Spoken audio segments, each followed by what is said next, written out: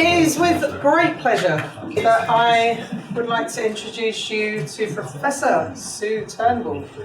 I've known Sue for 8 years, maybe I met you once 8 years ago. She works in the same field as me in TV drama with specialisation in crime drama series. We've featured in the same publication, I think, twice recently. Yes, so, we have. Yes. So, Women Behaving Badly, I think was the last I think we are. Yeah, we're women behaving badly. Yeah. Oh, yeah. She's Professor of I'm going to read off of this because it's too long. Professor of Communications and Media Studies at the University of Wollongong, where she's discipline leader for the creative industries, director of the Research Centre for Text, Culture and Creative Industries. And her current research includes the transnational career of TV crime drama that I've just mentioned, and the value of the web series to the screen industries, both nationally and internationally. And when we decided what to talk about today, I thought actually for this group it would probably be best for Sue to be focusing on this, which is a new research project which she's going to talk to us about. And I think it's just going to be fascinating. So without any further ado, I'm going to hand over to Sue, say thank you, and let's hope all the technology works. Yeah, Thank you. I think I've been a media studies teacher since 1975. And there used to be days when I carried 16mm projectors from one room to another and threaded up film. The sound didn't work and the film broke, and I used to mend it with sellotape. So, it hasn't changed. We're sort of working with sellotape here today, but hopefully it'll all hang together. First of all, I'd like to say thank you very much indeed for inviting me to Kim and to the University of Hertford. I'm absolutely delighted to be here and to share this with you, and possibly actually also get maybe some of the colleagues at University of Hertford on board with this project. But for the students, I hope I'm actually going to be showing you some stuff and giving you some ways of thinking about how to leverage your own careers, which is the whole point of this research project that we're taking on board. Okay. What we're actually going to be doing is applying in the next 3 months for what's called an Australian Research Grant Linkage Award, which means that as industry professionals, as university academics, we have to link up with industry professionals in some way to do a research project that is of value both to the industry and to us. So that'll become clear as we go along. I'll tell you a bit more about that as we go along. But first, let's start with what we're talking about. And I'm actually going to turn the lights out so you can see the clips when they come up, because I've got about 4 web series to show you the trailers for. But just out of interest, how many of you have actually watched a web series? A few people have. Excellent. All the way through, or just bits? Or just bits. What are we talking about? What is a web series? Okay, for those of you who've not encountered them, it's a form of entertainment made for the internet, made available online, often on YouTube, sometimes a specific channel like Vimeo. Occasionally there's a paywall, occasionally they might ask you for some money, but more often not. A web series can be a comedy, it can be a drama, it can be a documentary, any of the usual forms of entertainment. But it usually consists of a number of episodes, and these can vary in number and length. So in fact, I just came across an Italian web series called Ghost Cam. It's based on your mobile phone. The idea of the series is it's a horror drama, 8 episodes, 1 minute each. And the story behind the drama is that you download onto your app, this app called Ghost Cam, and your own ghost appears before you are about to die and informs you how to manage to avoid possible death. And they're 1 minute episodes. I haven't seen one yet, but I've just come across this as an idea for a web series. Meanwhile, I'm going to start sort of at my beginning, which was, this is the first web series that I saw that completely and utterly captivated me on the whole principle of the web series. And part of it was its name. It's called Wasteland Panda, right? It's Game of Thrones meets Mad Max with giant pandas. Right? It's set somewhere in the wilderness in a post-apocalyptic moment, which is actually South Australia. So let me just show you the trailer for Wasteland Panda, all things being equal, and hope that it plays. And which do I hit now? Just maybe ask for some. There we go. Great. Thank you. Legion, we are gathered here as witnesses to Isaac's negligence. Oh, That's it. You will venture out into the wasteland in order to replace the wife you took. I can't change what happened, but you can fix it. I'm a woman of my word, Isaac. When we're done, Dad! she's yours. One step closer and I cut it.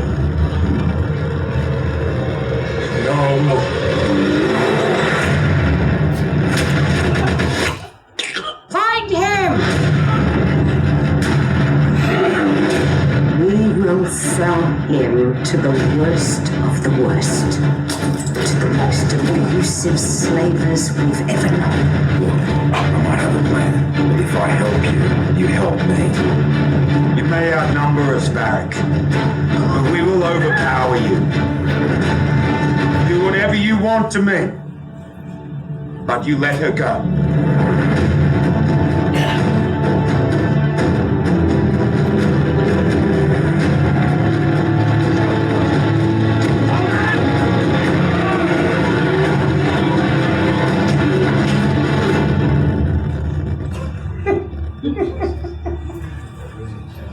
yeah. Okay. All right. Let me tell you a little bit about it. The idea for Wasteland Panda came to two university students sitting in their film lecture being bored. Right?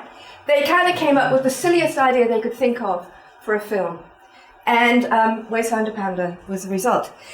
The names were Victoria Cox and Marcus Mackenzie, and they linked up with a woman called Kirsty Stark, who was a cinematographer and had already set up her own company. Normally, these would be making short films, but they made the decision, no, they were going to make something online. So they made a little prologue, which they released online and crowdfunded money. They showed it online and said, if you want to support our venture for this, here's our idea, here's our pitch, this is what we want to make. And this went out in 2012, and they raised $25,000 for production of the first episode. And when you look at these possible campaigns, what's interesting about them is they often say, all your money will be on the screen. You know, nothing goes to the actors, everybody does it for love. I'll say more about that eventually. But they crowdfunded the money to get it together. The startup funding enabled them to produce 3 episodes. So then they went to Screen Australia, which is our funding organisation, and the South Australian Film Corporation, which is another branch of Screen Australia.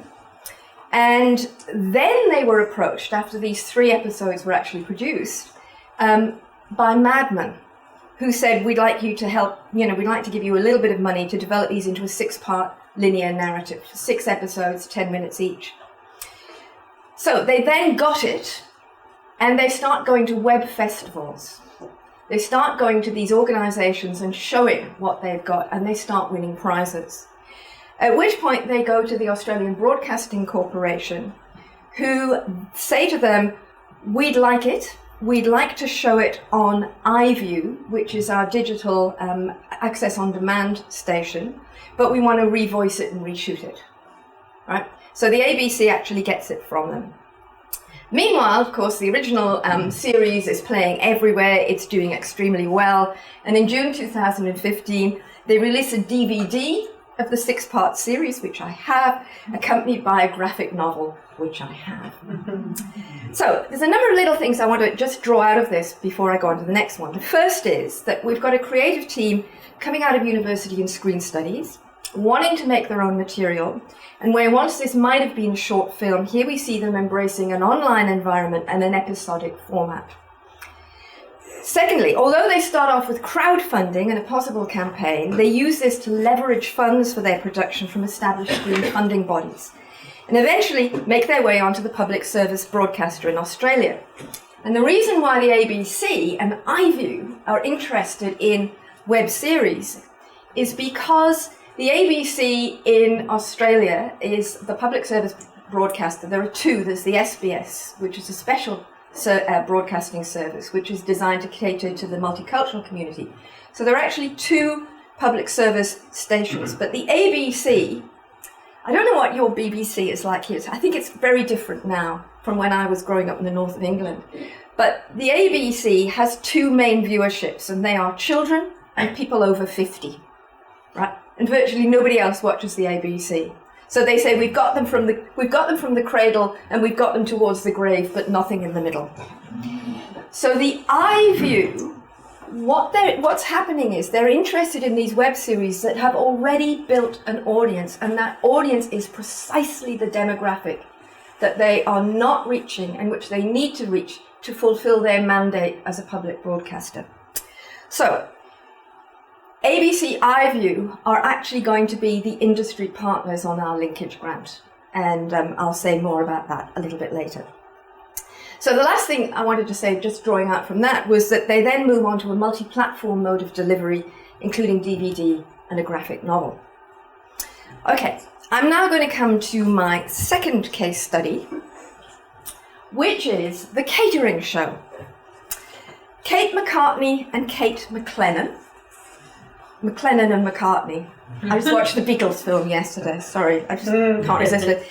Two Melbourne-based comedians. They've been working together for a number of years. In 2015, they released the first season of their web series, The Catering Show, which is a parody of cooking shows and foodie culture. Now, how they got this up? They already had a bit of a track record. They'd made a sitcom called Bleak that had won a number of web series prizes at festivals, and so they were successful then in applying for further development money.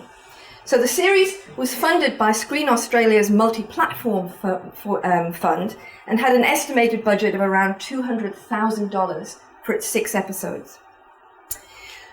But their real success story was not with Bleak, it was with The Catering Show, and it became an overnight viral hit via a very interesting way.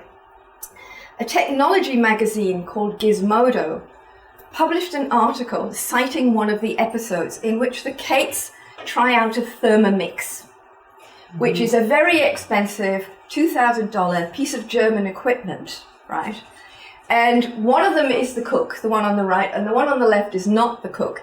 And the one on the right made risotto from start, and the one on the left made hot, wet rice in the Thermomix, right? And at the very end of the show, the thing that they do with the Thermomix is dry a tea towel, and they're incredibly excited about it.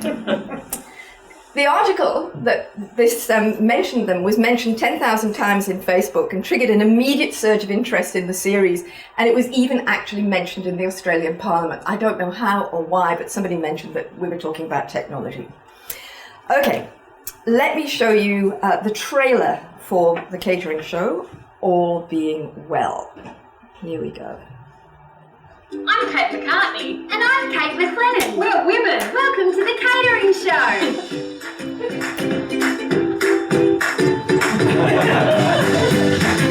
Like when I first met McCartney, she didn't care about food and we had hardly anything to talk about. Can you just move it? Just move the chopping board over a bit, please.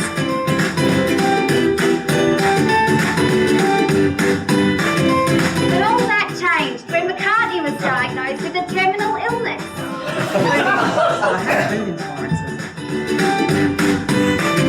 The doctors told me if I didn't give up these things, I'd probably keep shit in my pants.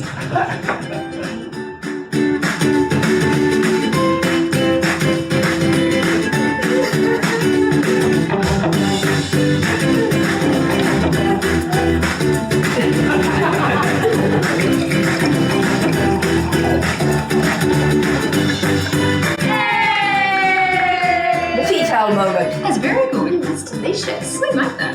Yes. The answer is this lady, Sarah Wilson.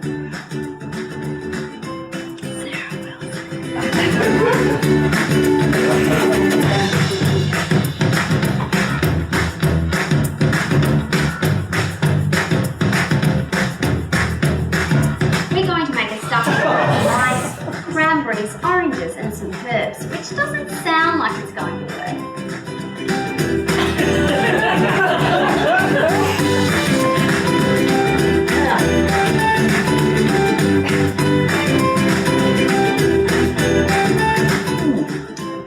That tastes like balls.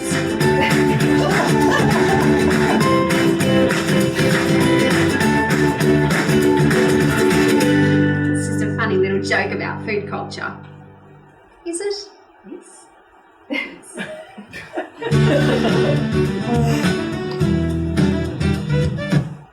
So that's the case. Let me just tell you a little bit more about that one.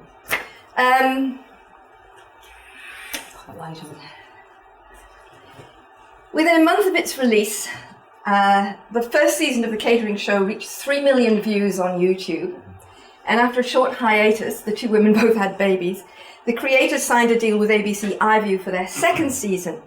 They got $400,000 for that, which were launched on their platform earlier in 2016.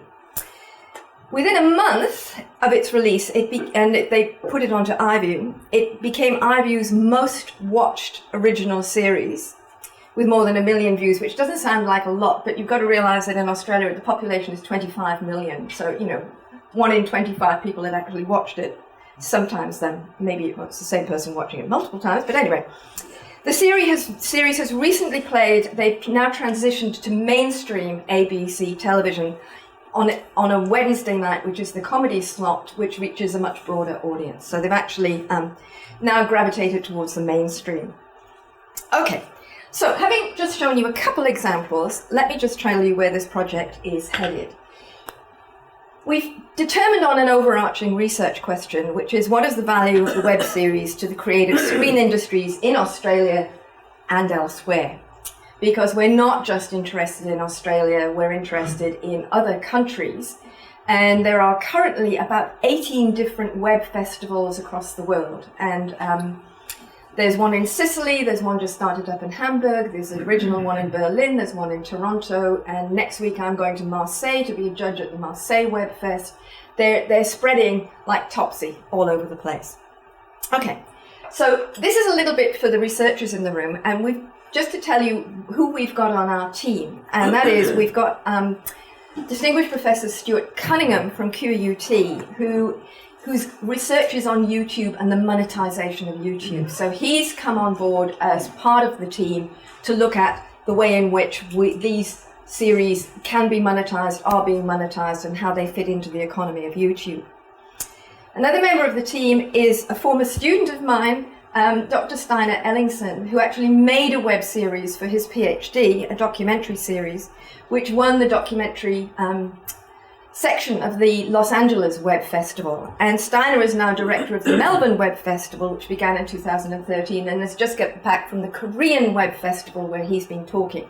So Steiner is our web festival producer that connects us up with the Web Fest world.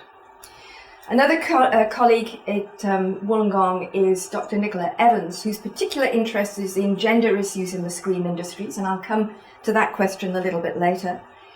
And the fifth member of the team is Dr. Marion McCutcheon, who is an economist and a statistician who has worked for a number of the screen industries. And she's just an invaluable member of the team, because those of us who come from kind of cultural studies and the arts tend to be a bit woolly when it comes to economics, and in fact start to yawn, which is very disappointing for Marion. But she's been determined to get us more involved in looking at models of economic models of value. For example, there's not going to be much of this. As I explained to Kim, this will be very theory light. But there are models of economic value all over the place, right, in economic journals and magazines and books. And there are indeed economics of value, models of value in relation to the screen industries more generally, but they tend to talk about film. This was a model that Marion found with great excitement in a New Zealand report that was dealing with issues to do with art and the value of art to society. So, for example, within art, more generally, you have what we might call the non-monetary return to producers. So one of the things we've been doing is kind of taking these models and saying, will they work for us? Can we map them onto what we are doing? So, for example, if we wanted to say, what are the non-monetary returns to producers of web series? We would say, is being involved in a web series rewarding in and of itself? You know, like making a painting. The answer to which is probably not. You want people to see it. You want people to enjoy it. You want to make some money. You don't want to be impoverished for the rest of your life. So, or is it a calling card for moving on to what we might call more established or legacy media? In which case, I might mention that part of this research project will actually be interviewing creatives who have been involved in web series and attempting to map how the web series has featured in their career. So we have a guy called Sean Wilson, who is from Tasmania, the little island that is separate from Australia at the very, very bottom, which has its very own culture and its very own ethos. And they made a web series called Noir House, which is up there on the left, which is a spoof of a noir thriller, which won a considerable number of prizes. And Sean himself won the prize for director and cinematography. He then gets an attachment through the Tasmanian screen industry, which is like an internship on the strength of this success, to work on a series called The Catering Incident, which I think is already screening on the BBC 4 here, which is an Australian Scandinavian noir thriller, right? I'm calling it Tassie Noir in what I'm writing about it, which is set in Tasmania, and it's very much modelled on it. Shades of Twin Peaks meets Top of the Lakes. It's an odd series. So he works on that, and then he gets employed as a director and creative on a new comedy series on the ABC. So what we're interested in is to what extent the web series was the enabling factor to actually move him from one place to another. The other kinds of value that there are for the creatives involved in web series is the ways in which they create an audience, which might begin, as I mentioned, with Wasteland Panda, with a possible campaign where you actually build a fan base who've got an investment of $10, $15, $20, they're an extra, they're this, they're that. So you've got a small community around your web series, which then spins out, and you acquire a larger audience as you go along. And the title of my talk, Getting Your Fan Base In, came from an interview that was undertaken at the Sicily Web Festival, where they were talking about the value of getting your fan base in so that you actually build your audience online. And what's interesting about that is that you then go to the screen industries and screen producers saying, I've got 20,000 hits, I've got 200,000 hits, I've got 500,000 hits, I've got an audience, fund me. Okay. Coming back to that slide again, we then have to ask, what is the value to the screen industries themselves, which of course our partner, iView, ABC iView, really, what's the value of this whole project? What's the value of web series to them? So if we go back to that map, we then go, okay, so we're looking now at producers, we're looking at market, we're looking at et cetera, I'll come to consumers in a moment, and I'll come to society. But if we're talking about ABC iView, what's the value for them or for any of the screen industries? Well, one of them is that, in fact, these web series are self-created training grounds where people are getting together and skilling themselves up. If you don't know how to do something, you find out. And actually, as a teacher, I've been asked to start up a new program in film production at the University of Wollongong. And I'm going, we're not going to do film production, we're going to do web series. we're going to do web series. We can do them 1 minute, we can do them 2 minutes, but we're going to do web series as a way of skilling these kids up with a purpose. So they put them into teams, find out what they need to know, and get it from the bottom up.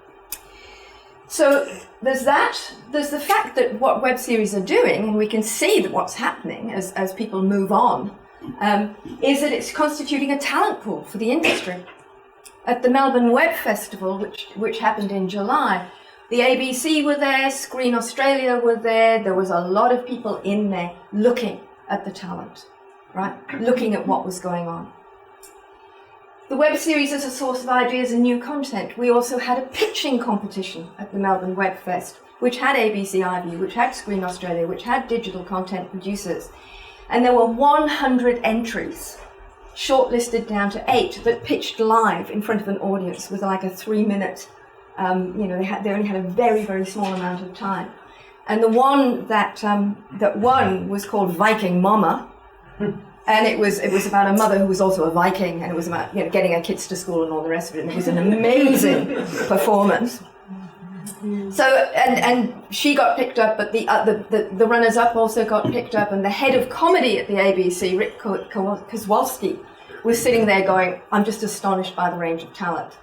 So they're there, they're interested, they can see what's happening. To then get to the question of web series in monetary terms. Can you actually make money with a web series? I'm going to come back to that. Value to consumers. Well, online accessibility can be watched anywhere and any time if you've got a decent internet connection and you're not in a black hole. The content is produced by young people, and now that I'm relatively ancient, anybody under 40 is really young. So content produced by people in that age bracket between 20, 35, for young people. So you're getting, if you look at web series and their content, the very first time I was judging for a competition, almost every comedy series were actors and actresses going for interviews and failing, right? That was the topic. So they were making web series that were very close to their own experience of trying to get into the industry. That's kind of shifted. Things are getting a little bit more diverse. But the other thing that is value to consumers is that you're getting access to material you would not see on commercial mainstream television, e.g. gay and lesbian drama. And my third case study is in fact a series called Starting From Now. Okay. It's a lesbian web series that explores the lives of 4 young Sydney women who are grappling with finding their place in the world, their identity, finding love and friendship, and more. Over the first year, writer and producer Julie Kalsef and actor-producer Rosie Lourdes, that's her on the left, proved that a concept that would never have been made for television at the time could find an audience online and could even grow in strength.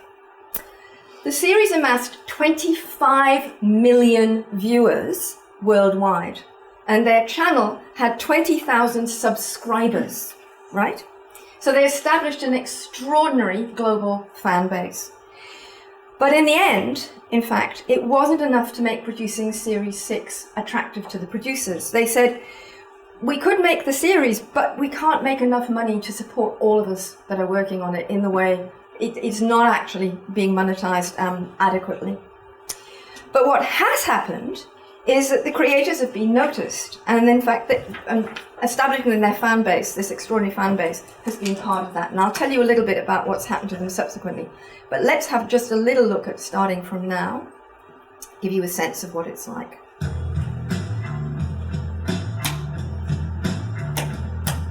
Deb, this is my partner Darcy. Darcy, this is Deb. Hi, nice to meet you.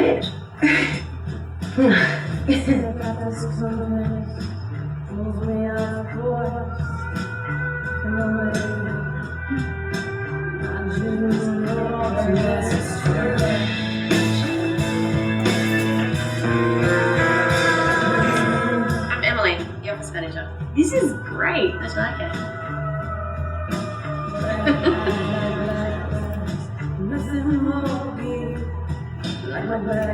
Don't ever use me like that again, okay? I'm not gonna put up with it. You really shouldn't be here. Yeah, but I am.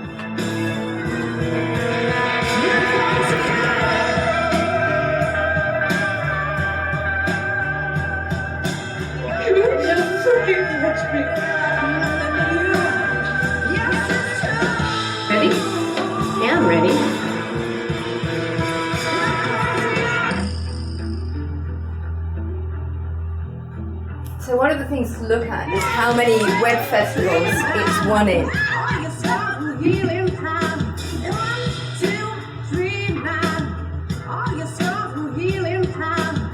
I need to go away for a while.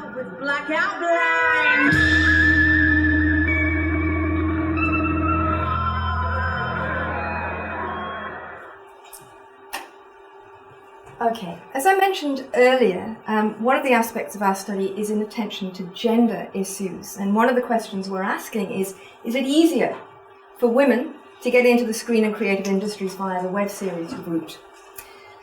As it is, in order to address a perceived lack of opportunities for women in the industry, Screen Australia recently launched an initiative called Gender Matters, which was announced alongside a report documenting the current gender gap in the industry. Within this initiative, they've established two schemes: Brilliant Stories, aimed at producing content by and for women, while another part of the scheme, Brilliant Careers, was established to support industry infrastructure around women to facilitate strategic developments around business mentorships and events. So, although Julie Kalsef and Lud have decided to call it quits, they recently received a grant from the Screen Australia scheme, Brilliant Stories, for an 8 times 1 hour drama, which is clearly intended for television, called Torn, which deals with similar sensibilities as Starting From Now, although the characters are older and at a different stage in their lives, which reflects that thing where I'm saying where people are making this about themselves and the moment that they're experiencing. Now, I've put this up because I don't know if you know, but at the end of this month, you are having a web festival. It's pretty low-key, and it's in London. And Julie Kalsef, who was the creator of Starting From Now, is one of the judges. She's coming. There'll be an Australian series competing called Wizards of Oz, which, if you have a moment, you should go and have a look at. It's quite extraordinary. And also in competition will be the fantasy drama Wren, the Girl with the Mark, which I'm going to finish with today, because that won the Grand Jury Prize in Melbourne. And it's currently heading for 200,000 views on Facebook at this precise moment. So, at this point, I want to say just a little bit more about web festivals. What is the role and the value of the web festivals? Because that doesn't fit into that creative industries arts model that we saw before. Now, these are now held all over the world, and from my own experience, they are an opportunity for networking, developing skills, pitching ideas to industry professionals, becoming aware of what people in other countries are doing, and the ways in which they're leveraging funds. For example, in Korea, the director of the Korean Web Festival, who is a web producer, is making money, and he's making money because he's doing product placement. He's going to a car company and saying, we'll put your Audi in our commercial, which is going to be watched by this many young Koreans as they travel to and from work, and getting support and getting money in that particular way. At the Melbourne Web Festival, American actor and web series producer John Cabrera talked about something rather different. He talked about the value of building communities of creatives. And boy, was there a lot of community building going on at the last Melbourne Web Fest. So what I'm going to do now is just show you a little clip of the highlights of the Melbourne Web Fest. I hope. Here we go. There's been so many things happening this year that we're so excited about. Congratulations, guys. How you feeling? Wonderful. We deserve it. Yes. Justified. We've got a great show, but the competition is so high. The talent on display here is so good. And I thought, no, it's all right. Just accept the fact that you haven't won anything. It was a great experience. And then suddenly they announced it, and I was like,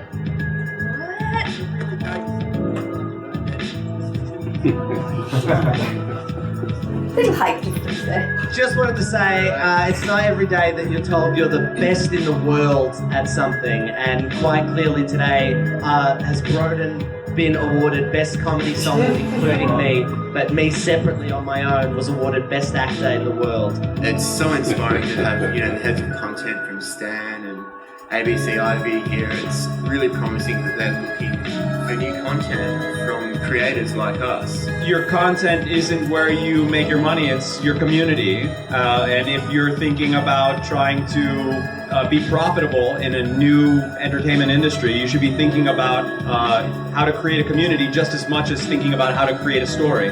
I think that the first step, and it seems so obvious, but very often people forget this, the first step in a great pitch is how much the pitch inspires you, how much the content inspires you, how much the idea inspires you. You have to love what you're about to pitch, because if you don't, you can't expect them to love what you're going to pitch.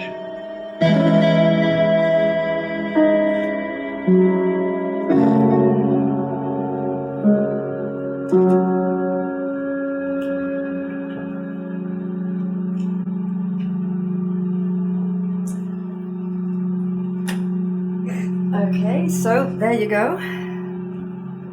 That's the Melbourne Web Fest, which is choosing not to fade away. I'm going to the Marseilles Web Fest next week, and I would just like to read you a tiny little bit that they've got on their website at the moment. It says, "Through its official selection, the festival showcases the diversity of creation and wishes to be, above all, an incubator of new talent and serves as a springboard to creativity." So you can see that the web festivals are positioning themselves in that particular way to enable these things to happen. Let me sort of add a few sort of minor footnotes, and I know you're getting hot and it's obviously a bit warm in here, but we're nearly there. When people talk about the creative arts, the creative industries, it seems to me that the discourse around art is pretty well established. So you can come up with a professor of art at a university in Australia who will say something very grand about the value of art to the community. You know, neither treasury officials, nor politicians, nor cultural organisations, nor audiences, nor artists, nor taxpayers have a unilateral right to decide the value of culture. Instead, we have different stakeholders making different contributions to the value chain. Total together, these are in theory all the good or benefit a cultural activity generates. So we've got these big motherhood statements. We're thinking that what we're talking about is not so much a value chain as a value web, right? But where I was thinking about and how it might apply and what's going on here in England, on just this week, in fact, on the 3rd of October, I don't know how many of you saw this article in The Guardian, which was how to cultivate the creative industries. And if you want an argument about why you are doing what you're doing and why you should be enabled to do it, here it is. The UK's creative industries are worth £84.1 billion per year and grew by 8.9% in 2014. So the creatives are making a massive contribution to the economy. The article then goes on to say, is the education system set up to foster the kinds of skills needed, which are problem solving, creative thinking, the ability to experiment, to fail, and to try again. I would say, knowing my own university, that this is precisely the language that we're using. We're using the language of experiment, we're using the language of fail early and keep failing as a form of creativity. We're introducing maker spaces, we're shifting our whole way of teaching first year all the way through. So I think it sort of annoys me sometimes when I'm reading those kinds of articles that they assume that nobody is doing this. And I am quite sure that people at the University of Hertford are already doing this and know exactly what I'm talking about. So that was my sort of little coda in terms of what is the value to you of the web series and talking about it in terms of your educational practice. But the very last thing I thought I would finish with was just to show you what's going on around you and to show you the trailer for the series that won the Grand Jury Prize in Melbourne. It's a British series. It's The Hunger Games meets Buffy meets I'm not quite sure what. It's called Ren, the Girl with the Mark. It's not going to look so fantastic on this screen, but the production values are extraordinary, and it was done on a shoestring. And if you go to their website, there's actually a making of. They've made a making of, and it's everybody's auntie, cousins, etc., on set making things, hand sewing things, and putting together what looks quite extraordinary on the screen. So let's just finish with Ren, the Girl with the Mark, and then we've got some time for some questions, etc. Here we go.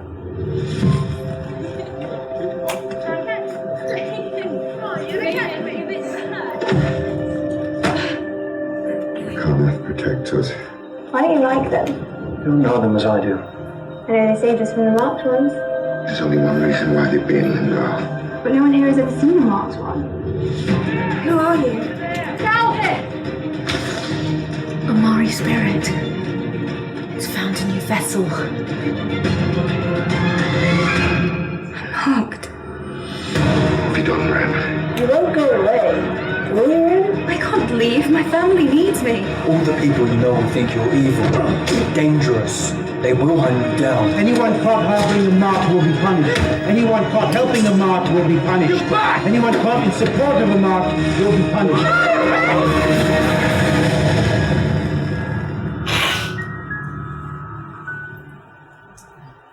Okay, and if I were you, I would invite the director, Kate Madison, to come along and talk to you about how she put all that together.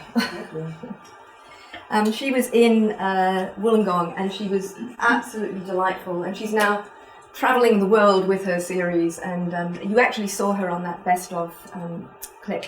She was there talking about the whole thing of thinking that they hadn't won anything and then finding out that they'd won the jury prize.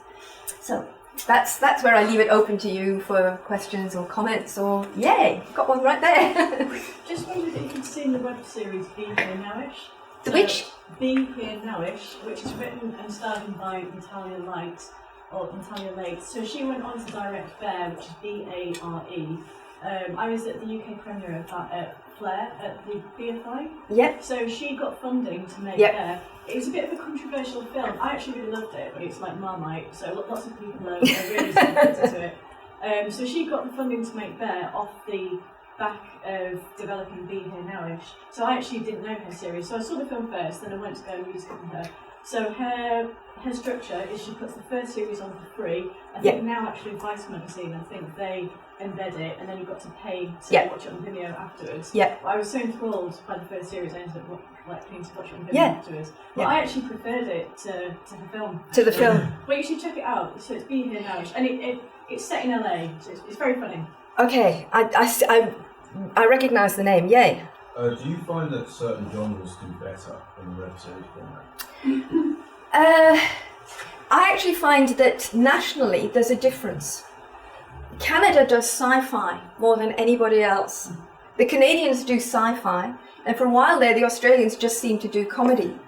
And it seemed like in different environments there was a kind of, this will go better in this particular part, but not really. The answer is quite simply, I've actually, because of my own bias, I tend not to like the documentaries quite as much, but that's just my own bias because I like stories and I like comedy. But documentaries also do extremely well, and we had some excellent ones in Melbourne. Yeah. Hi. I was just thinking about content while you were showing this, and I was thinking about kind of the historical development of this kind of format in terms of quality. What struck me watching a lot of the clips was that they looked kind of high production values, genuinely very funny. The Catering Show looks amazing. I'm going to check it out. And very high production values, things that kind of resonate with issues of quality, and particularly in relation to when you were talking about like value and culture. Yeah. And I was just wondering whether you think it's kind of, maybe it's taken kind of a decade or so for this form to kind of find its feet and find its audience. Yes. And perhaps stop trying to be something that is kind of gimmicky in terms of its in terms of its format. I was thinking about, I don't have very much knowledge of the area, but I was thinking about a couple of UK horror based web series from the very late 2000s. One called When Evil Calls by a guy called Janus Roberts, which is this kind of 1 minute short shot on a mobile phone, but made in about 2009, so really before you could film on a mobile phone successfully. And Hammer Studios as well, when they first resurrected, as it were, in the late 2000s. The first thing that they did was a web series, and it flopped hugely. Did very, very badly. And I'm just wondering, I think there's probably It's perhaps just finding a moment in terms of technology that's available, so kind of portability and accessibility and so on, better quality of screens. But it just struck me that the content was better as well. And I just wondered whether there was an aspect of the project that kind of charted that historical development. The book on the history of the web series is yet to be written. And in fact, I think we're going to try and build a bit of that into this project, because the web series itself, starts in the Web 1.0 environment. In 1997, there was an American web series called The Spot, an internet series, right, which was a little bit like Melrose Place, for those of you who've got long memories. It was a soap opera, What we've seen since 2006 is really a kind of flourishing. The YouTube environment has enabled the kind of spread, and the channels within YouTube have been a facilitator for this. And then what you've seen is the emergence of this community, which is kind of scaling up. People are looking at what other people are doing, and the standard, I think, is changing. Interestingly, and this is a question that I'm often asked, is the content different? Are people doing different things on web series? And the answer is no, they're not. But narratively, they're different because they're made around a different sort of format. They're 6 to 8 minutes, or they're this. Now, you could argue, well, an hour of television, you would have 4 advertising breaks, and you would have these sorts of things, etc. But they're not doing it like that. They're doing it as episodes. And one of the things that I noticed on the, was it the Marseilles Web Fest? It might have been the UK Web Fest. Somebody was calling for entries, and they said, no short films. It must be a web series. So there was a very clear distinction there made between this idea of a short film and what a web series is. And I think the web series community are beginning to say, we are making something different, made to be consumed differently. It's not necessarily meant for television. And so that question, which, was back there embedded in this notion of value, is the web series an end of itself, or is it merely a calling card? Can the web series be an end in itself? Can that production be monetized adequately that you can live on? Are we looking at something happening? Yes.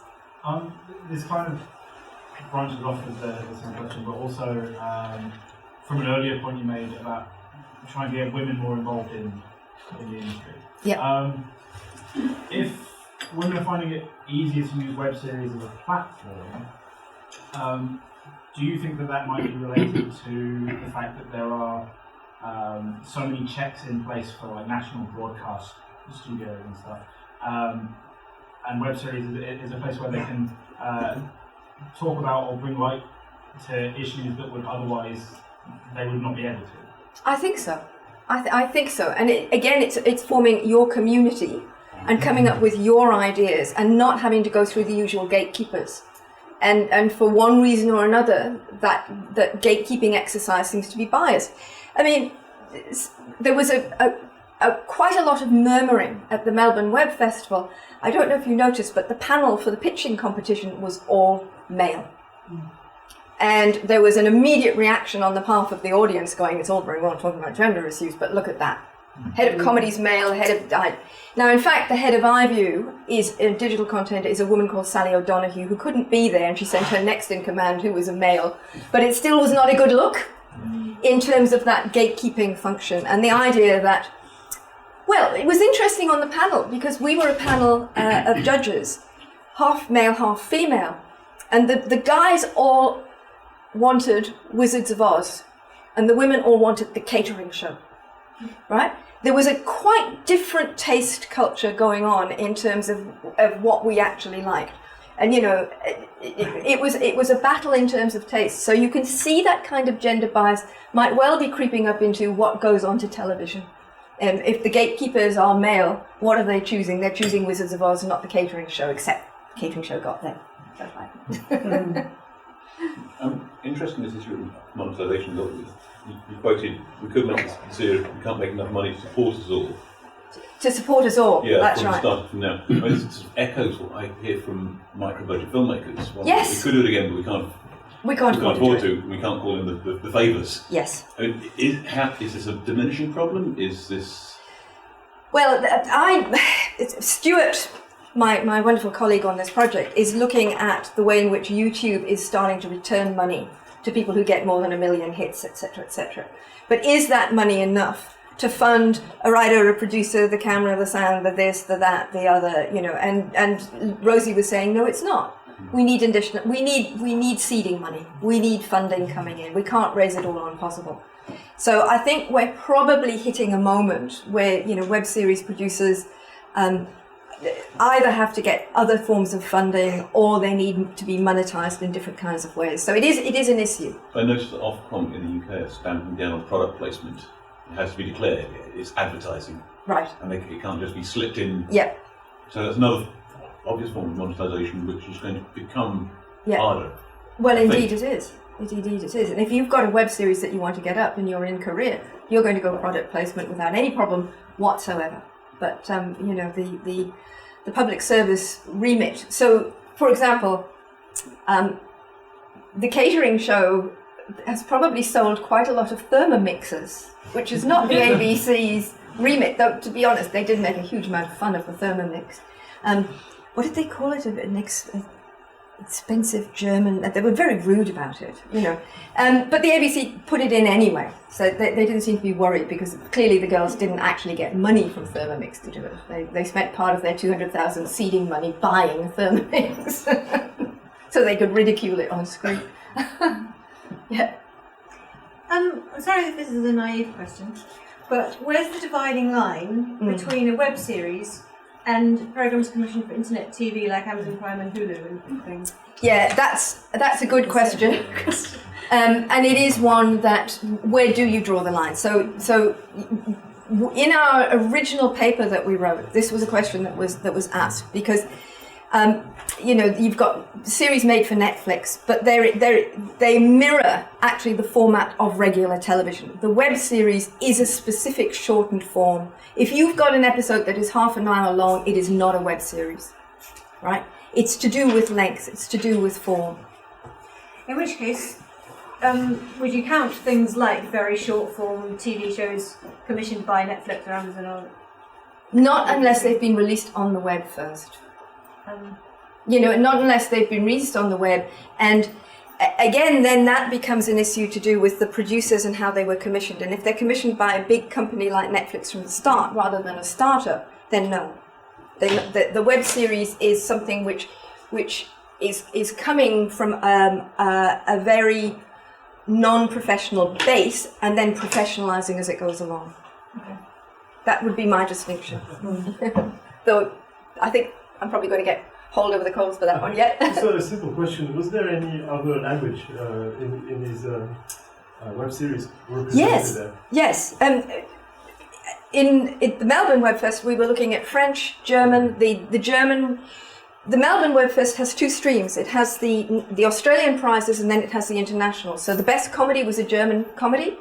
The best drama was an Italian drama, etc., etc. So and they're subtitled or not, as the case may be. It's a bit of a problem when they're not subtitled. And I'm judging the Marseilles Web Fest at the moment, and there are a few series that are not subtitled, which is challenging my French, but it's good. Yep, got quite a lot of questions. Sorry. I think you were next. Okay, I've got two questions. Oh, sorry. Was that me or was it? No. Yeah, no, go ahead. Do you differentiate between what people would call YouTubers and webisodes? So people who are kind of doing single camera, straight to camera, commentary totally. Stuff. But how did, because it would seem there is a bit of a blurry boundary. It is a bit of a blurry boundary, but once you've seen a YouTuber speaking direct to camera, doing in their own bedroom kind of thing, that production thing, that is very different from these kinds of involving lots of people looking at that level of almost professionalism. I mean, the Catering Show is shot in somebody's kitchen, right? It's not done in a studio, but it's quite a well-produced, quite a well-crafted kind of series. But you're right, it's a very fine line. But Stuart's particular interest is precisely in that kind of YouTuber content, the how to do things, how to do your makeup. Those YouTubers are different from the web series people. And I think what is happening is that distinction is being made by the people who are doing it themselves rather than us trying to overlay it over the top. They see themselves as operating differently. And the other question was, when webcomics were becoming a thing, the countries that had the healthiest print publishing industry had the least webcomics because potential creators had lots of avenues to go and go to traditional publishers, whereas countries like the UK or the US, where the comic industry was failing, they went to the web more and more to produce their content. Is there any similar thing with this, where the countries with less healthy TV industries have more webisodes being produced, or? It's an interesting question, it's looking at the lags. I mean, Germany has been very, very slow to come to the web series, and we don't know why. So all I can say is that we're at the start of a research project where that's a great question to ask, which is, you know, what is going on in the different countries, what is what a function of? And the Korean web series seem to be more specifically watched on iPhones than any other medium. And I've now come across a number of web series that say at the beginning, you must watch this on your iPhone. This is made for the iPhone. It's not made for your laptop, and it's not made for a big screen. It's made for the iPhone. So they're trying to kind of condition the way in which you watch it. Whether that's because they've got money from, you know, a telecom company or not, I don't know. Going on from the previous question I tried to lay down in front about duration. Yes. I'm not sure if you consider it a web series. There's a show called Video Game High School, which is made by a guy called Freddie Wong and his production company. And he started off as a YouTuber, and each episode is like 22 minutes long. Yeah. They made like 2 seasons out of it. I think they're making a third, I think. I can't remember now. Yeah. But would that be considered then a web series? Because its duration's a lot longer. It's the same as like a regular show, just without the adverts. I would ask the web series. That's one of those ones where I would actually go to the web series community and say, "Do you think this is a web series?" Because it was only released on the web. Yeah. In weekly intervals. Yeah. Well, it sort of sounds like it might be, but we're in this thing of what are we looking at? This emergent form. Is it a genre? You know, is it something completely its own thing? And inevitably, because, well, we all know the way in which kind of genres and form emerge, which is that they grow out of what's already there, and then they start to take their own form, and then they're like worms that get out of the can. They wriggle away across the pavement, and before you can catch hold of them, they've already gone and turned into something else. So, you know, we're trying to describe something that is actually a process rather than a thing, and that's actually quite hard to do, to capture it at a specific moment and say it's this and not that. I think you're all absolutely right that there are these blurry lines. Precisely. Yep. Sorry, at the back there. One query would be regarding the same VGHS or the other company, Corridor Digital, who did Sync. Would you consider a short film or like a film cut up into episodes and released on a weekly basis on the web to be a web series, or does it have to have the same beginning, middle, end cliffhanger as normal series would have? So I would say so. I think it has to be made for the web. I don't think you can chop up a short film without turning it into something else. You know? Have you got a short film? It's basically, Sync is a film. It's an hour and a half film, but what they've done is that they released pieces. So each week they kind of had the short film having cliffhangers in the middle, so it was designed as a web series, but all in all, you could watch it in one sitting and it would make the same amount of sense as if... Well, how do we watch things? I mean, I watch a web series usually in a binge format anyway. You know, I don't watch it in that one and then one. The wonderful thing is it's interruptible. You can watch an episode, go away and do something and come back, you know. You can do it that kind of way. But it's like any form of binge watching, and once you got home and start watching the Catering Show, you will binge watch the Catering Show, I can assure you that. Yeah. Sorry, this gentleman. Have you encountered 360 cinema at all in this? Because it seems like a great platform for as a sort of one-on-one watching sort of 360-degree cinema. No, I don't know 360 cinema. Okay. You got a treat. 360 cinema? Well, you know, like it's immersive video. So that. But, yes. Yeah. Oh God. Disney World, Orlando, Florida. I was on a gondola. That was 360, right? I just wondered if it's a perfect way of disseminating that kind of media. Would Ghost Cam that you mentioned at the beginning, would that perhaps fit into that? Does it? You say it shows you yourself as a ghost, So that might be utilising the. Well, it doesn't show you. The principle is that there are characters. Right, so there okay. are 5 characters, right? So it's not interactive. No, it's not Right, interactive. It's sorry. 5 characters and 1 minute episodes for the characters in terms of this ghost app appearing. Yeah. How are these producers promoting their channels? Because YouTube channels are very difficult to get attention to. Well, exactly. So it's word of mouth a lot of the time, and it's also using things like web festivals. If for people who are interested in web series, what you actually do when you go there is you will see what's been in the official selection, and all of them will be made available on those sites. So that's one way of doing it. But the other thing is random.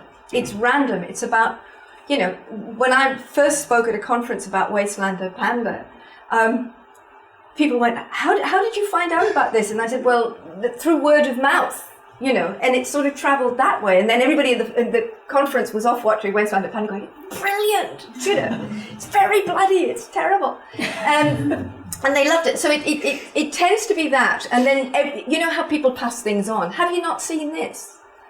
So it works like that. And the Catering Show is a prime case. So rather than things happening overnight, they kind of happen incrementally. So that there's quite a steady build and then a very long tail for these things.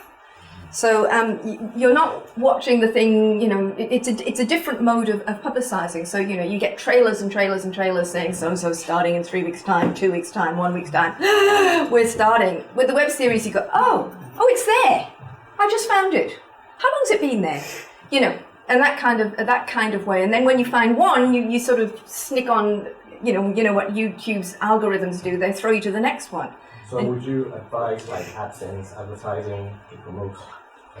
I would advise Facebooking. And then this is what they're using. They're using Facebook, they're using Twitter, they're using every site that they can. So they're using social media to get it out there amongst their users and just relying on retweets and reposts and likes, etc., to push things out. I think, there's one more there. And then I think,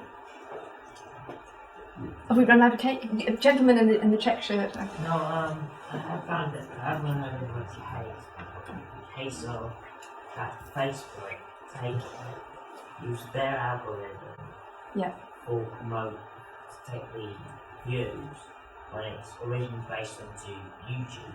Yeah. So the YouTube and Facebook, the analytics are not the same. No. Then you've got another case of ownership. Because one case had to go through I believe it was Corey Williams and Min Kittyson. He done it, and the burger chain took it as their own. Yeah. So, because that was going through the courts, he decided, I'll stop that there, that channel there, and find an alternative.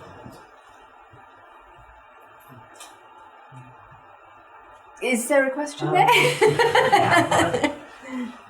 Is there a way of getting the small man beating out the larger man? Have you heard of a... In those situations, I honestly don't know. I wouldn't have an easy answer for that, but I can only say that on our team we have a YouTube specialist who is specialising in the whole economics of YouTube and the algorithms and all that kind of thing, so it'll be in there, but watch this space. Okay, can you take one last question? Sure. Okay, yeah? Based on your attendance at festivals, have you noticed any trends, like for example in the young adult genre, there's a lot of female-led films and books. So are there any trends that we should keep our eye out on when it comes to making our own sort of web series? Fantasy seems to be big. Fantasy seems to be big. I am astonished at how people seem to love fantasy. Fantasy and absurd comedy. Yeah. So all that in between sort of stuff. Yeah. But, well, who knows? Come up with something different. I don't know, absurd comedy. Just going to make a series at the university. Absolutely. Yeah, why not? So, I think everybody, thank you so much. What a way to kick off the Media Research Group for the year. I think you all agree this was just fascinating. I've got so many questions, but I'm going to grill you later. Good. I think everybody would love to join with me to say thank you to Sue, who's been just wonderful, so generous with it.